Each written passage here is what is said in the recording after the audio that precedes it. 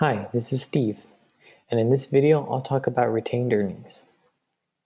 In a business, the retained earnings is the portion of net income that is retained by the business, instead of being distributed to partners, stockholders, or through dividends.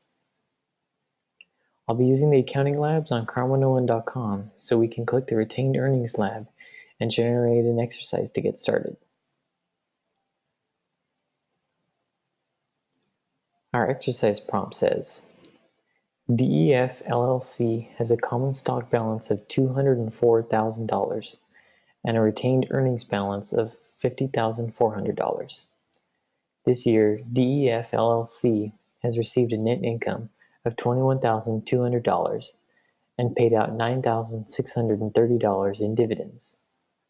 The first thing we need to do is to determine how much of our income will be kept as retained earnings. To do this, we take the net income and subtract the dividend distributions. Once we know what the retained earnings contributions will be for this period, we need to create a journal entry to post this data. The income summary account needs to be debited for the value of our retained earnings contributions, and the retained earnings account needs to be credited for that value. Finally, we need to take this updated income information and create a summary of stockholders' equity.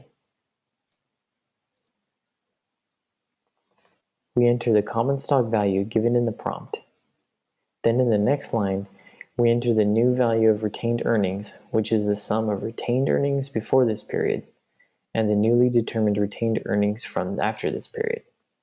Finally, we determine the value of stockholder equity by adding the value of retained earnings to common stock. And that's a brief look into retained earnings. Thank you.